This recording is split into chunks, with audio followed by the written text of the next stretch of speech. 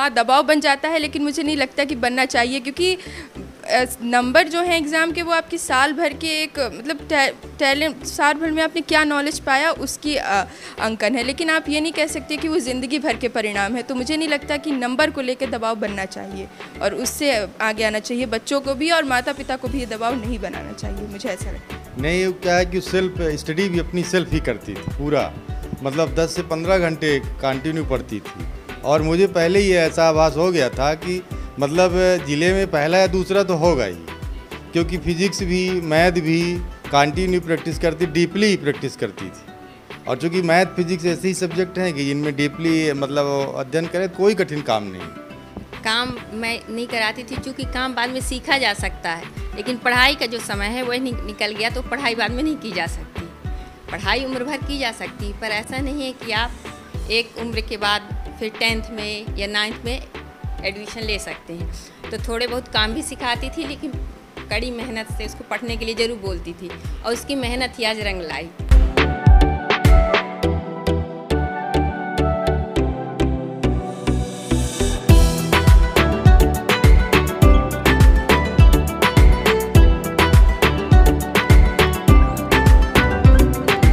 दोस्तों नमस्कार, मैं शुभम पाठक हूं और इस वक्त मैं हूं मध्य प्रदेश के सिंगरौली ज़िले के देवसर क्षेत्र में। और मैं यहां पर किस लिए हूं मैं आपको बता देता हूं। दरअसल परसों यानी कि 29 अप्रैल 2022 को माध्यमिक शिक्षा मंडल मध्य प्रदेश भोपाल द्वारा आयोजित 10वीं और 12वीं परीक्षा का रिजल्ट आया है। और उस रिजल्ट में अपने सिंगरौली ज़िले से हमारे साथ सची द्विवेदी जी हैं, जिनको आप अपने स्क्रीन पर देख सकते हैं। इन्होंने सिंगरौली ज़िले में बायो और मैथ कंबाइंड ग्रुप से ज़िले में प्रथम स्थान अर्जित किया है। हमारे साथ सची द्विवेदी जी के पिताजी श्री सुखसागर द्विवेदी जी हैं, आपकी माता जी हैं, और इतना ही नहीं, साथ में माननीय डीएम साहब कलेक्टर द्वारा, सिंगरौली कलेक्टर जी द्वारा इनको एक प्रशस्ति पत्र भी प्रदान किया गया है और एक शील्ड भी मिली है। दोस्तों, ये प्रशस्ति पत्र और शील्ड की ये वास्तव में हकदार हैं। सिंगरौली ज़िले में इन्होंने अपना स्थान बनाया है, क्योंकि मैथ और बायो ग्रुप जिसमें इतना कंपटीशन होता है, उस कंपटीशन को इन्होंने पूरे ज़िले भर में पास किया है। कुछ नंबरों से चूक गई, नहीं तो इनका प्रदेश में भी स्थान बन सकता था। सची जी, सबसे पहले आपका स्वागत है और तदुपरांत आपको ढेर सारी बधाई कि, और आप बधाई की पात्र भी हैं। आपने जो स्थान अर्जित किया है, कैसा लग रहा है आपको? बहुत अच्छा लग रहा है और धन्यवाद।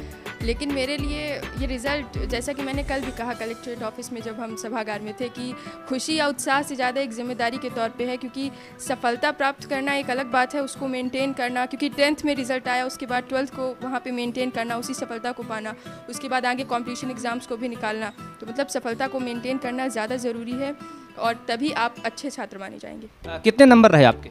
476 आउट ऑफ 500 और मेरा परसेंटेज 95.2 है। इतने सारे परसेंटेज ला ली हैं आप, जाहिर सी बात है आपके माता पिता जी से और आपके जो गुरु जी थे, उनकी अपेक्षाएं अब आपसे बढ़ गई होंगी। आपसे अब अपेक्षाएं वो बड़ी रखेंगी, क्योंकि आपने ज़िले में टॉप किया है। क्या आपका फ्यूचरिस्टिक प्लान है आगे? मैं जेईई मेंस की प्रिपरेशन कर रही हूँ और इंजीनियरिंग में मेरी रुचि है, तो मैं इंजीनियरिंग के क्षेत्र में ही जाना चाहती हूँ। और अगर माता पिता और विद्यालय के शिक्षक और भी जो गुरुजन जिन्होंने मुझे सपोर्ट किया, और मेरे दादाजी भी हमेशा परीक्षा के बारे में जानकारी लेते रहते थे, मेरी शिक्षा के विषय में जानकारी लेते रहते थे, तो फैमिली का भी काफ़ी सपोर्ट था, और अगर सबका आशीर्वाद रहा तो उस क्षेत्र में सफलता ज़रूर मिलेगी। अगर हम शॉर्टकट में जानना चाहें, आप इस सफलता का क्रेडिट किसे देना चाह रही हैं? सबसे पहले तो डैडी को ही दूंगी, क्योंकि कोविड के समय में मतलब 11th में भी इतनी अच्छे से प्रिपरेशन, कंटिन्यू पढ़ाई हो नहीं पाई, काफ़ी डिस्टर्ब हुआ, सेकंड वेव आ गई, उसके बाद एग्ज़ाम्स भी नहीं हुए 11th में, और फिर 12th में आने के बाद थोड़ा सा मतलब 12th एक डिफ़िकल्ट क्लास मानी जाती है, उसके बाद भी डैडी ने काफ़ी सपोर्ट किया एग्ज़ाम्स के समय भी, और साल भर मतलब बहुत सपोर्ट किया, उनके बिना पॉसिबल ही नहीं था। और मम्मी ने भी काफ़ी सपोर्ट किया, क्योंकि कोई भी अब एक्सपेक्टेशंस भी थी, और उसके बाद भी कुछ भी अगर पढ़ाई करते रहो तो क्या कुछ चाहिए, कुछ हर ज़रूरत का ध्यान रखती है, और मम्मी तो पहली गुरु ही होती है। मम्मी घर पर काम नहीं करवाती थी क्या? बिल्कुल नहीं करवाती थी। मतलब वो पूरा ध्यान रखती थी कि पढ़ाई में कोई डिस्टर्ब ना हो, पढ़ाई प्राथमिकता थी उनके लिए।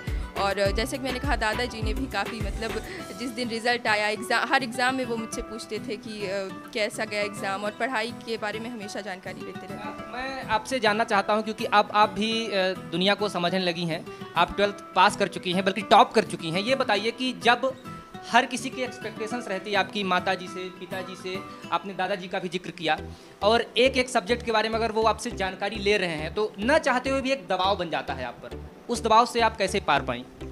प्रेशर तो नहीं था एक्चुअली, लेकिन फिर भी हर कोई अगर जानना चाह रहा है, उत्सुक है आपके भविष्य को लेकर, वो आपकी चिंता ही कर रहे हैं, लेकिन एक फिर भी दबाव बन जाता है। हाँ, दबाव बन जाता है, लेकिन मुझे नहीं लगता कि बनना चाहिए, क्योंकि नंबर जो है एग्ज़ाम के वो आपकी साल भर के एक मतलब पहले साल भर में आपने क्या नॉलेज पाया उसकी अंकन है, लेकिन आप ये नहीं कह सकते कि वो ज़िंदगी भर के परिणाम है। तो मुझे नहीं लगता कि नंबर को लेकर दबाव बनना चाहिए, और उससे आगे आना चाहिए। बच्चों को भी और माता पिता को भी ये दबाव नहीं बनाना चाहिए, मुझे ऐसा लगता है। अपने आने वाले छोटे भाई बहन जो आपके पीछे रहे, आपके स्कूल में, आपके प्रदेश में, आपके देश में, क्या कुछ संदेश दे रहे हैं आप उनको? मैं यही कहना चाहूँगी कि खुद पे विश्वास रखना चाहिए हमेशा, और दूसरों पे मतलब किसी की बात पर भरोसा ना करें, खुद पे विश्वास रखें, मेहनत करें खास तौर पे, और दबाव, किसी के दबाव नहीं आना चाहिए, क्योंकि दबाव इंसान को मेंटली और फिजिकली दोनों तौर पे कमज़ोर करता है। इसलिए दबाव में आए बिना आप पूरी मेहनत करें, और कोई भी सब्जेक्ट मुझे नहीं लगता कि कठिन होता है अगर आप पूरा अपना समय उस विषय में दे रहे हैं तो। आपने मैथ ग्रुप से टॉप किया है, और मैथ को जरा कठिन सब्जेक्ट मानी जाती है, ऐसा लोगों का कहना है कि मैथ कठिन होती है। मैथ सिर्फ मैथ नहीं होती, उसमें फिजिक्स भी होती है, जो कि आधा लगभग मैथ के ही पार्ट रहते हैं, क्योंकि आपकी अगर माइंड कैलकुलेशन नहीं चलेगी तो फिजिक्स आप सॉल्व नहीं कर पाओगे, स्पेशली न्यूमेरिकल्स। केमिस्ट्री बिल्कुल, मैथ, फिजिक्स, केमिस्ट्री तीनों अलग अलग धाराएं, और उससे आपने कैसे मैनेज किया? क्योंकि आर्ट या दूसरा ग्रुप होता तो समझ में भी आता, इतने कठिन ग्रुप में और जिले में टॉप करना, क्या संदेश देंगी कि कैसे वो तीनों सब्जेक्ट को मैनेज करें? मैनेज करने के लिए मेरे हिसाब से आपको हर दिन हर सब्जेक्ट को बराबरी से समय देना होगा। ऐसा नहीं कि मतलब आप एक दिन अब मैथ ही पढ़ें, फिर फिजिक्स, मतलब हर सब्जेक्ट को एक घंटा बराबरी से समय दें, और हिंदी इंग्लिश को भी, क्योंकि वो भी आपके लिए आगे के लिए काफ़ी ज़्यादा उनका योगदान रहेगा। और रही बात मैथ की, तो मैथ में मैंने 9th से ही बहुत ज़्यादा ध्यान देना शुरू कर दिया था, और 11th में भी बेसिक चीज़ें बहुत अच्छी से सीखी। डैडी मैथ के टीचर ही हैं मेरे, तो मतलब गवर्नमेंट टीचर हैं, तो उन्होंने भी बहुत सपोर्ट किया। और तो प्रैक्टिस, मुझे लगता है प्रैक्टिस मेक्स मैन परफेक्ट, तो मैथ में प्रैक्टिस बहुत इंपॉर्टेंट है। और फिजिक्स और केमिस्ट्री, अगर आप बराबरी से हर विषय को समय दे रहे हैं तो आपको सफलता ज़रूर मिलेगी हर सब्जेक्ट। चलिए, आपने बड़ी बात कही कि practice max a man perfect. हम आपके पास आएंगे, लेकिन एक बार फिर से चलते हैं आपके पिताजी के पास, श्री सुखसागर द्विवेदी जी के पास, और जानना चाहेंगे कि सर, आपकी बच्ची की बातों से हमें लग रहा है कि इनके अंदर जो मैच्योरिटी लेवल है वो काफ़ी हाई स्टैंडर्ड का है, और शायद यही वजह रही कि उन्होंने ज़िले में अपना स्थान अर्जित किया है। इतना कुछ इतनी कम उम्र में, इतनी मैच्योरिटी, इतनी माइंडसेट इनका इतना अच्छा कैसे हुआ सर? नहीं, वो क्या है कि सेल्फ स्टडी भी अपनी सेल्फ ही करती थी पूरा, मतलब 10 से 15 घंटे कंटिन्यू पढ़ती थी। और मुझे पहले ही ऐसा आभास हो गया था कि मतलब ज़िले में पहला या दूसरा तो होगा ही, क्योंकि फिजिक्स भी मैथ भी कंटिन्यू प्रैक्टिस करती, डीपली प्रैक्टिस करती थी। और चूँकि मैथ फिजिक्स ऐसे ही सब्जेक्ट हैं कि इनमें डीपली मतलब अध्ययन करें कोई कठिन काम नहीं है, और इसमें लगातार मतलब मेहनत करने की ज़रूरत है, बहुत कोई कठिन काम नहीं है। मुझे पहले से ही भरोसा था कि अच्छा रिजल्ट आएगा। आपको कहीं ना पहले से भरोसा था? आप स्वयं मैथ के शिक्षक हैं, फिजिक्स के भी शिक्षक हैं, आप दोनों सब्जेक्ट खुद टीच करते हैं 11th 12th की। सर, दोनों सब्जेक्ट डील कराना ठीक था, लेकिन केमिस्ट्री फिर आपकी बच्ची ने कैसे हैंडल किया? केमिस्ट्री यहाँ पर एक कोचिंग में थोड़ा सा, और स्कूल में भी सर पढ़ाते थे, कन्या में थे तो वहाँ भी पढ़ती थी, थोड़ा एक कोचिंग भी केमिस्ट्री की ज्वाइन की थी, तो वहाँ से भी करती थी। केमिस्ट्री भी मैं थोड़ा बहुत देखता था, ये तो कम से कम मैं देखता था कि क्या सिलेबस है, बहुत सारी चीज़ें फिजिकल वगैरह आदमी, तो थोड़ा बहुत उधर भी मैं देखता था। और फिजिक्स मैथ मैं ये भी कोशिश करता था, मैं थोड़ा, मुझे डाउट ये था कि कहीं हिंदी इंग्लिश में ना कम हो जाए, तो मैं सोचा था कि फिजिक्स और मैथ में इतना स्कोर कर दूँ कि उधर वाला थोड़ा सा बैलेंस बन जाए।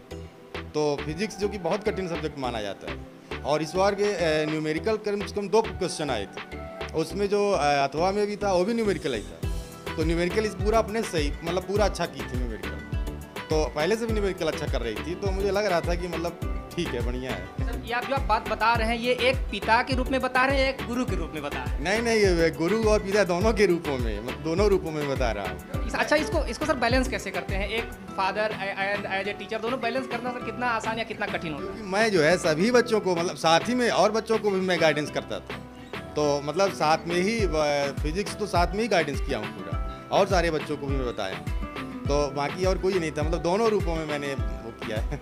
जी चलिए, बहुत बहुत बधाई आपको एक बार फिर से। आपकी माता जी हैं और माता जी से हम यहाँ पे कुछ चीज़ें जानना चाहेंगे, क्योंकि पिताजी तो खुद ही शिक्षक हैं, गुरु भी हैं। इन्होंने अपने हिसाब से गाइडेंस दिया, लेकिन जैसे कहा जाता है कि बच्चियों को शादी के पहले ही घर के काम सिखा दो, उन्हें इतना प्रावीण्य कर दो कि जब अपने वो ससुराल जाएं तो वहाँ पे वो प्रावीण्य रहें, माँ बाप का नाम रोशन करें। मैडम जी, आपसे जानना चाहते हैं कि आपने इन चीज़ों को कैसे हैंडल किया? कि आप काम नहीं करवाती थी या काम करवाती भी थी तो ये पढ़ने का समय कैसे निकालती थी? काम मैं नहीं कराती थी, क्योंकि काम बाद में सीखा जा सकता है, लेकिन पढ़ाई का जो समय है वह निकल गया, तो पढ़ाई बाद में नहीं की जा सकती। पढ़ाई उम्र भर की जा सकती, पर ऐसा नहीं है कि आप एक उम्र के बाद फिर 10th में या 9th में एडमिशन ले सकते हैं। तो थोड़े बहुत काम भी सिखाती थी, लेकिन कड़ी मेहनत से उसको पढ़ने के लिए ज़रूर बोलती थी, और उसकी मेहनत ही आज रंग लाई। चलिए, बड़ी खुशी का माहौल है परिवार में, और मेहनत, निश्चित रूप से मेहनत ही रंग लाती है और बिना मेहनत के कुछ नहीं होता। आप बताइए कि आपकी टोटल हर सब्जेक्ट वाइज कितने मार्क्स रहे, और कहाँ पे आपको क्या लगता है कि आप इस रिजल्ट से संतुष्ट हैं या कहीं पे थोड़ी सी भी मिसिंग रह गई? मैं असंतुष्ट हूँ, क्योंकि मुझे लगता है कि कुछ सब्जेक्ट्स में अगर और मेहनत की होती। नहीं, तो असंतुष्ट हैं तो काफ़ी रीचेकिंग वगैरह का भी कुछ प्लान है? अभी रीचेकिंग नहीं, लेकिन थोड़ा सा मुझे ऐसा लगता है कि 2 सब्जेक्ट में मैंने थोड़ी हल्की मेहनत कम की, लेकिन आगे उसे कवर करूँगी। तो इंग्लिश में मेरे 93 हैं, तो वहाँ पे थोड़ी मुझे मेहनत करनी चाहिए थी। हिंदी में 95 हैं, और फिजिक्स में मेरे 99 नंबर हैं, मैथ्स में 97 हैं, केमिस्ट्री में 92 हैं। मुझे लगता है वहाँ पे भी थोड़ी मेहनत की आवश्यकता थी, और बायोलॉजी जो एडिशनल में मैंने लिया था उसमें 72 नंबर हैं। मतलब आपने कहीं ना कहीं बायोलॉजी भी एडिशनल में लिया था? क्या सोच के लिया था आपने एडिशनल में बायोलॉजी?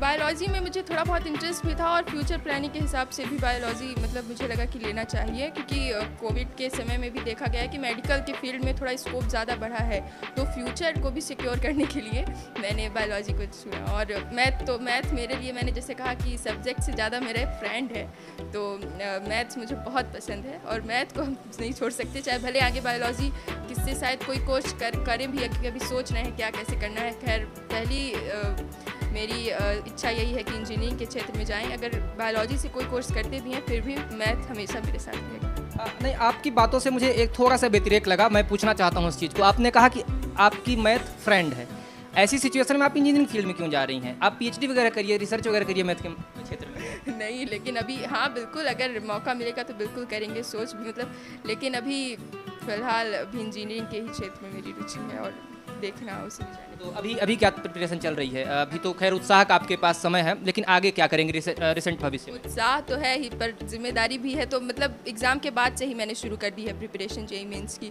और अभी भी कर रही हूँ। और फ्यूचर में, क्योंकि अभी एग्ज़ाम्स भी हैं जून में JEE मेंस के, तो उसी की प्रिपरेशन चल रही है, और उसी की कोचिंग में उसे क्रैक करना ही है। आप लोग कल DM साहब सिंगरौली के पास गए हुए थे, क्या कुछ उन्होंने कहा या फिर सिर्फ शील्ड वितरण कर दी? नहीं, शील्ड वितरण नहीं किया, उन्होंने भविष्य को भी लेकर सवाल किया कि क्या करना चाहती हैं, बधाई दी, शुभकामनाएं दी, तो यही सब उन्होंने प्रश्न किया। दोस्तों, आप हमारे साथ बने हुए थे talk with Shubham Pathak YouTube channel पर और DV न्यूज़ पर। यहाँ पर मैं आपको बता दूं कि एक बार फिर से कि सिंगरौली ज़िले में मैथ ग्रुप से MP BSc एग्ज़ाम्स में इन्होंने टॉप किया है, और 476 मार्क्स इनके रहे हैं, 95.20%। इनको इनके अग्रिम भविष्य की ढेर सारी शुभकामनाएं और बधाई। दोस्तों, अपने देश का भविष्य निश्चित रूप से जब हम ऐसे बच्चों से मिलते हैं तो लगता है कि सही सलामत और सही दिशा में जा रहा है। धन्यवाद दोस्तों आप सभी का हमारे साथ जुड़ने के लिए, और ऐसे ही इन्फॉर्मेटिव वीडियो को देखने के लिए हमारे साथ आप लगातार जुड़े रहिए, क्योंकि भारत के भविष्य ही हम हैं, हम बनाते हैं, हम दिखाते हैं। धन्यवाद, जय हिंद।